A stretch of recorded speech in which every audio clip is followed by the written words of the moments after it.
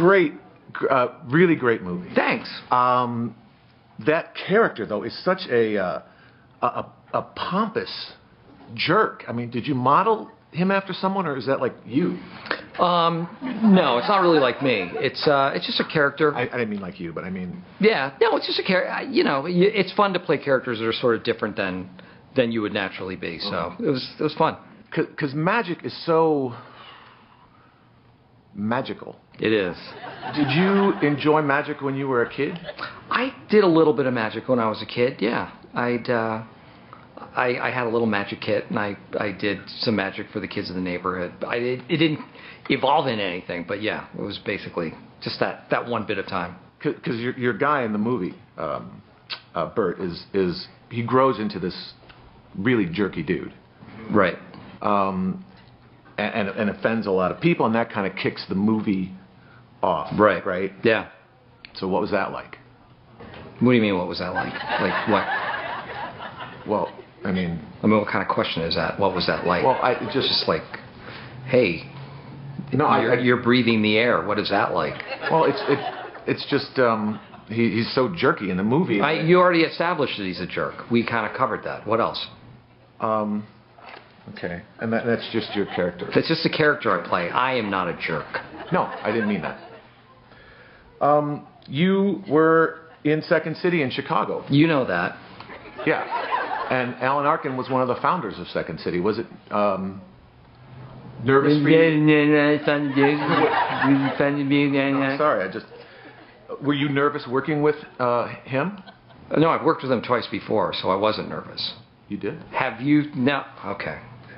So you didn't study for this at all. You didn't do any research. No, I did. I did Little Miss Sunshine and Get Smart with Alan Arkin, so we're actually good friends. So no, I wasn't intimidated by him. Okay. Is this your first junket? No, I've been doing it for a while. Okay. I noticed in this movie that your chest is. Here we go. Well, because in the 40-year-old... Yes, I really did wax my chest in the 40-Year-Old Virgin. So, God. Did you wax... Are you kidding me? You're going to do this. I just noticed it was really smooth. It's really... Yeah, I shaved it. Okay. Did you learn... How many more are these? How many more you got? I started off as a magician, and I thought it'd be fun if I could do a magic trick for you. Yeah, that'd be fun. All right.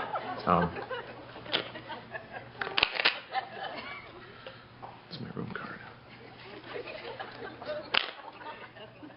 Okay, I'm going to have you pick a card. I'm sorry. Wow. It's a really good movie. Thanks. And it's very funny. Thank you. Thank you. That was all fake. All right, we were trying to pull a fast one. You caught on pretty quickly. Yes. Yeah, it was fake because Mark and Steve Carell know each other from their Second City days, so they planned the whole thing. Take a look. You want to have fun with this? Totally. Whatever you want to do. I would love to do, because I see so many people do bad interviews. So if you just get offended. Get offended? Just bust me on every stupid question. Okay. So there you have it. They pulled it off. I thought it was pretty good. Were you fooled at all, audience? Were you fooled a little bit? Well, when you introed it, I was really thinking like maybe he had, because Mark can't piss people off.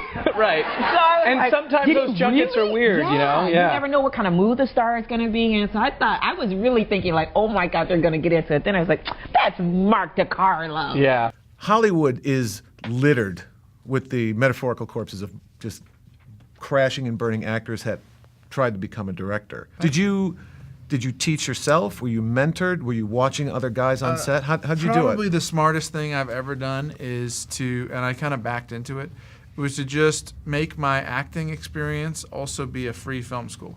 So every time I got to be on the set, because I was acting in it, I was kind of allowed to stand near the monitor, ask the cameraman questions, ask the grips and electricians questions. And a lot of actors don't do that. They do their scene. Maybe they're just not interested in it, but I've always been really interested in it. And, you're right. I mean, movies don't always work when you act in them. They don't always work when you direct them. That's why not every movie is good. You try your best, and hopefully at a certain point you get lucky. But they're kind of antithetical in a way. Acting is all about me and my character. Directing, you have to see the whole ball field. it's broader. You have a broader sense of responsibility with directing. You know, you have to worry about more in effect. One thing that was great about this movie is the tonal changes from the light, funny scenes to the tense. Does that happen on set, or does that happen in the day? I'm glad you say that, because I feel like this movie has something for kind of everyone. You know, I mean, it's a tense thriller. It's funny. It's got the spy story. It's got intrigue. And it's real. And it's and it all feels very real. I think. You have so many great funny lines in this movie, and you're kind of like the Naturals manager, right? Tony Mendez is this loose cannon. Loose cannon. Needs to be managed within that structure of the CIA. Did you actually embed with any of these guys to kind of get into their brains a little? Yeah, I did. I went to Langley at CIA headquarters, What's that which like? we also shot at. Kind of freaky. We were shooting, and they said all phones must be off. Leave them in your cars, and people forget. We're so used to having them with Right. us. And someone came by, and our our producer Grant Heslov had his phone still on, and we're pointing to him, and he's like, "Oh, sorry," and we're like, "Kick him out." But it's spooky, because then a little while later, the CIA police started walking through, and I said, "Everything okay?" "Yeah, we just have to. There's another phone." I go, "Really? Where? How do you know?" He goes, "Well, we have." We're the CIA. Ways. He goes. I said, "Where?" He said, "Those two gentlemen. One of them has a Samsung phone on them. You know, they knew exactly. They were so close. And that the it other could one have had been- bacon Yeah, for it's breakfast." like- exactly. It's like, I don't even want to know. And so amazing for an audience to be that close to the actors, because your song, one take, unlike most movies where every 2 seconds the camera's moving, it's you and the camera, and all these different emotions are washing over your face, and that great piece of music is playing.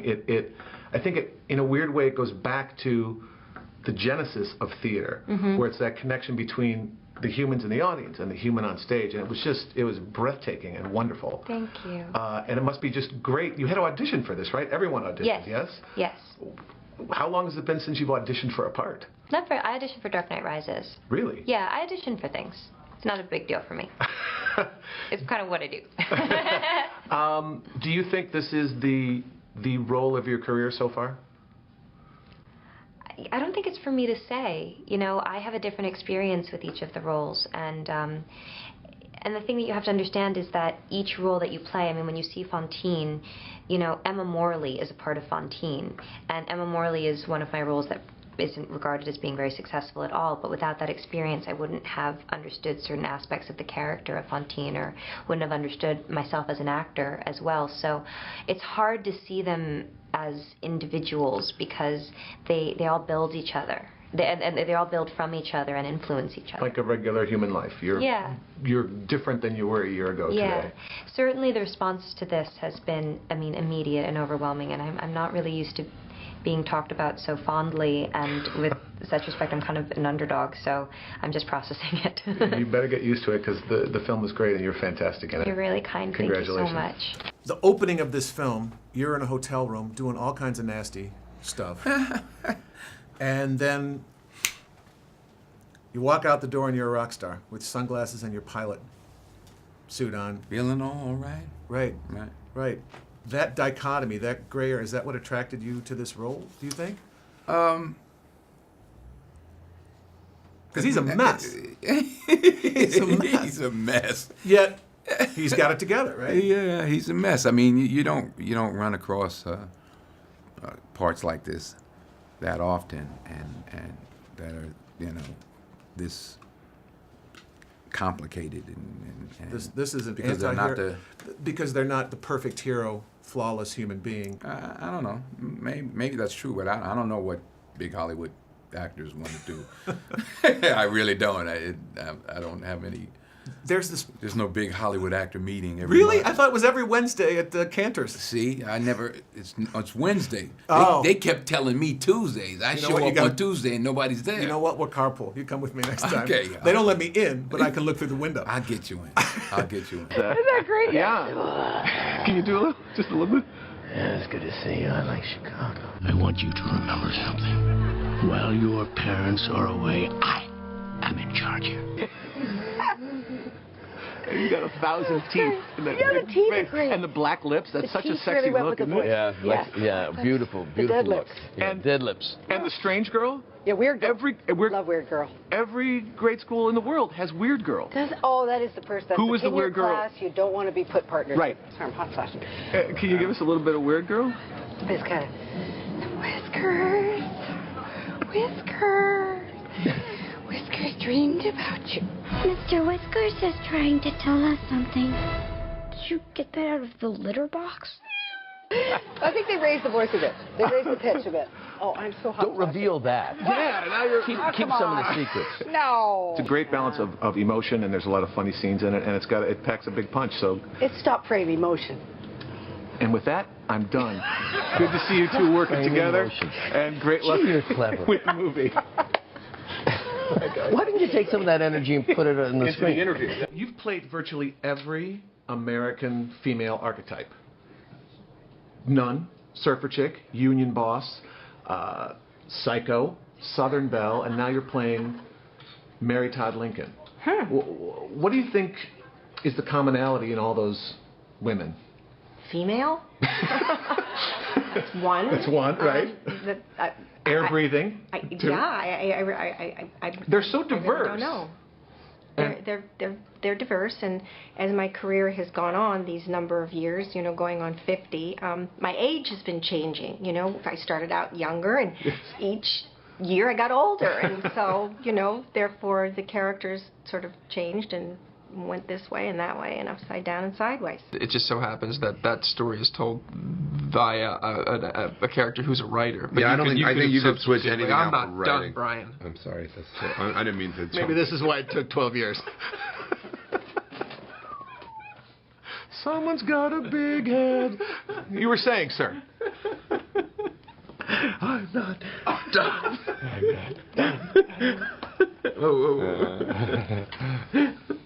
Anyway, you can take it. No, you got it. Take it. You could switch out writing, for so many different things. I know, but I was agreeing with you. But in some way, writing is godlike, if you will, right? You're starting with a completely blank slate. Yeah, you can create anything, right? On there, yeah. And the it's hard to talk about it because you don't want to give anything away. Right. First of all, a summer movie with no crashes, no special effects. Yeah, what are they thinking? It's a movie about people and, like you said, choices.